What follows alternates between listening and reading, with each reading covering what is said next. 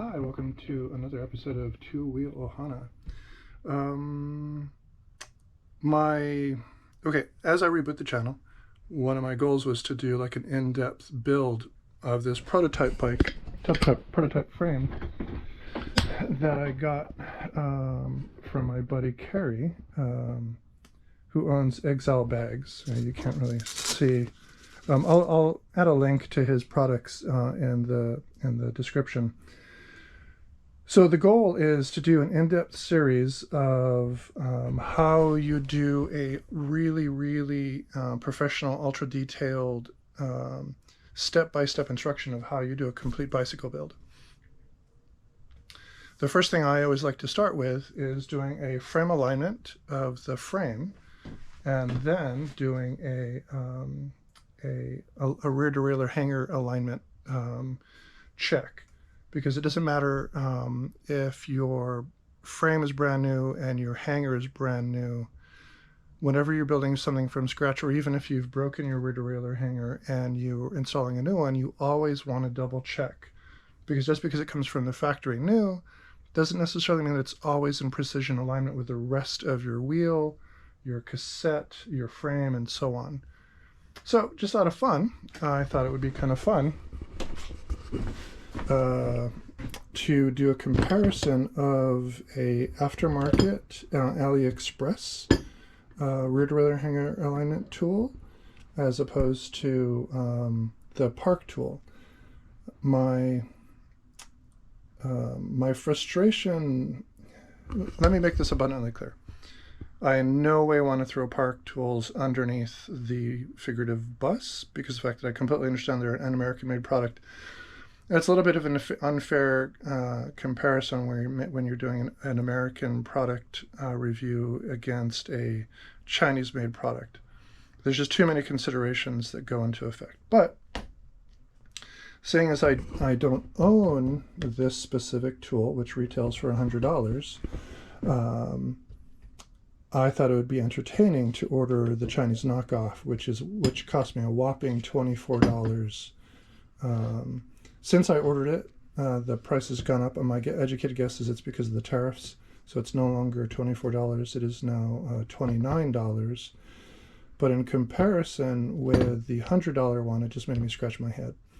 The thing that really blew me away is it's nearly identical. Clearly there's some differences in terms of the chroming. But oddly, this is how Park used to chrome their older tools, which really surprised me. I was also a little surprised too that the welds in here are as big as they are. I'm not being critical of the quality of the weld. I just thought it was really intriguing how large it is, whereas on the Chinese knockoff, like, these are tiny welds, so it's going to be curious to see how long they last. Functionally, they're completely identical. I even tested this piece, this gauge portion on this one and vice versa. They completely interswap. So far, they've been really great, but I did have this one distinct problem that I came across.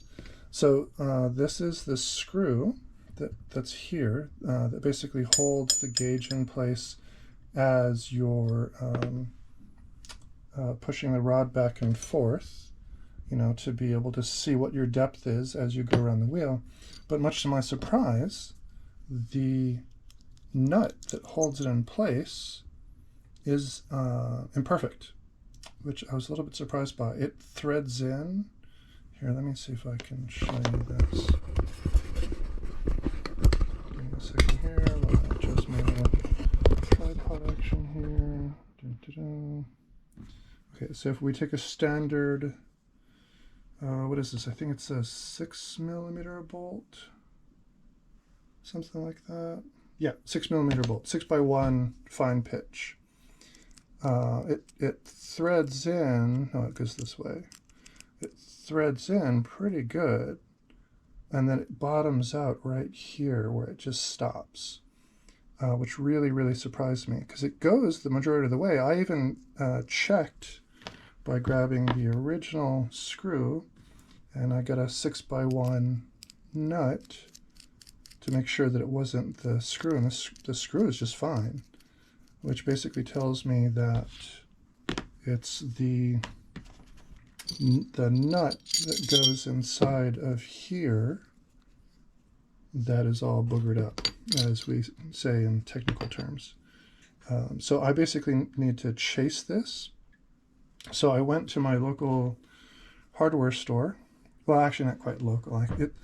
Shout out to Park Rose Hardware in Portland, Oregon, where they have like literally everything. So it starts to go, and then you can feel it binding up. So I'm going to chase it. If you ever chase anything, the thing you always want to remember is you always want to use some kind of lubricant. If you're really looking to do it properly and it's a lot of threading, you always want to use cutting oil, but in this case I'm just going to use chain lube.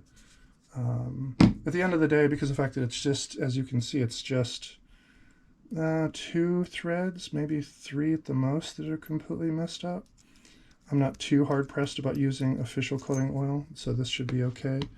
But even like if you want to use something like Demontech or Philwood, tenacious oil, or whatever kind of actual grease you have, that's totally fine. Or yeah, maybe not grease. I would use the oil. You want something a little bit thinner that'll cut through. So I'm going to set this up in my trusty handy dandy vise and get that going. Okay, so I've got this set up. I also made sure that the vise isn't grabbing the nut too hard and creating compression on the nut, because I want to be able to make sure that I'm not just ovalizing this nut as I chase it, because it doesn't do anybody any favors if I've ovalized it and then messed it up. And this is a little bit imprecise, but it gets the general idea across. So I like to make sure that when I'm chasing something, it's really well lubricated, because you're trying to create all new threads and make sure that what you're working with is super clean and you're setting yourself up for success. So the thing to remember when you're chasing threads, so I'm hoping I'm not just turning the nut, as you turn the chasing tool, you want to make sure that you turn a little bit and then back off, because what you're doing is you're carving new threads. No, this isn't moving. It's walking a little bit on me. You're basically carving new threads into the nut or frame or whatever it is that you're cutting into. I have a sneaking suspicion this is going to take longer than I really want it to, but we're slowly making some headway here. No, this is just moving. I'm going to have to try something else here. Bear with me here for a second. Yeah, this isn't going the way I want it to. Let me try something else here. All right. So I had to manhandle it a little bit more. The vise didn't work. That was not great. So what I ended up doing is I ended up putting the nut in the vise, and I'm going to be honest with you, I had to tighten it up a little bit more than I originally wanted to, because my concern is when you're putting a nut of any kind, even if it's just a regular nut like this, in a vise, and you're creating compressive forces, that it's going to ovalize. But I took a chance, because I realized that once I got the chasing tool in there, it would help to reinforce the nut so it wouldn't compress as much. So I only went part of the way, because again, I was only trying to clear up a couple of the threads. And as you can see, there's some residue of the shavings that I got out of there. So now, much to my complete delight, this completely works. So what I need to do now is I need to clean this off with a brake cleaner or some other kind of degreaser that will take all the residue off. And then I have some red Loctite, because this fits into here, and then this fits into here. This lip presses into this, and that's what I'm Loctiting in place. And then what it does is it holds this gauge in place. Okay, so a part of the review here is you have to ask the question, do you want to go through the effort of having to chase this? For me, it's really no big deal because this is, you know, what I've done for quite literally decades. Being able to chase and fix stuff like this is a cakewalk for me. This is just a Tuesday, as the old expression goes. So it's really no big deal. So then it comes in a question, do you want to pay $30 for something you might potentially have to fix, or $100 that's American made that's going to work right out of the box?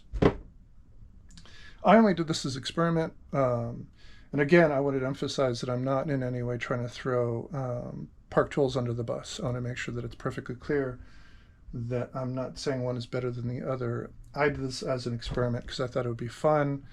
The rear derailleur hanger alignment tool that I have at home, I'll be dead honest with you, it's like a $12 piece of crap that I bought off of Amazon just to fix an 8-speed bike. And with 8-speed bikes, you know, the tolerance for your rear derailleur hanger alignment is pretty darn liberal. So you just have to get in the ballpark, and 8-speed is totally fine. When you get into 12-speed territory, on the other hand, which is what this thing is going to be, you have to be way more precise. And so that's part of the reason why I was really curious about, you know, the machining of the head, the weld of here. So far, everything seems to be spot on. I've put it against a straight edge, and everything was just totally fine. But I wanted to see how well this would work out. Because of the fact that I want to hele on, as we say in Hawaii. I want to get a move on. I'm going to post this immediately, and then after this I'm going to make another video showing how well it turned out when I reassemble it, and then do a one-to-one comparison of the alignment of the hanger to see if I see any variation. Because if the weld here is wrong, you know, down in here, that basically means that the bottom of the pivot point is going to be way out, which then completely affects your parallelogram and the alignment of your rear derailleur hanger in relationship to the cassette, the gears in the back or on your rear wheel. Yeah, so that's pretty much about it. I know this is a little bit rough. I know this is going to be a quick cut and a quick edit, but again, I'm trying to create a certain level of momentum and get a little bit more traction, and yeah, getting things moving forward in a positive way. So that being said, like I said, I'm trying to find a really constructive catchphrase. The more I think about it, the closest thing I can come to is, remember, everybody out there on two wheels is fighting the good fight.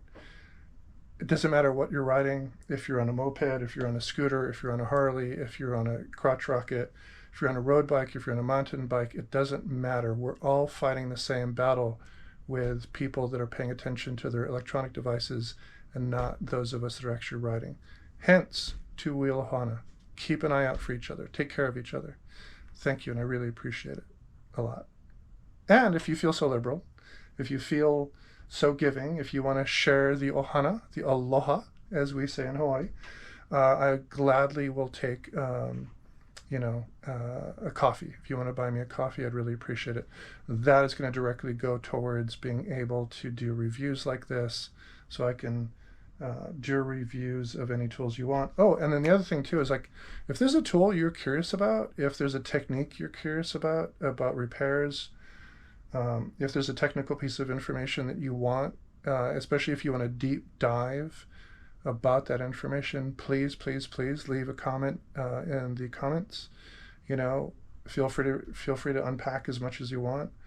I love this stuff. This is what I'm really passionate about, and I can talk about it for weeks on end, much to the frustration of my kids. So yeah, give a holler and leave a note, leave a comment, like, subscribe. I got to do all that stuff because I actually want to get this off the ground. I really appreciate it. Much mahalos. Take care.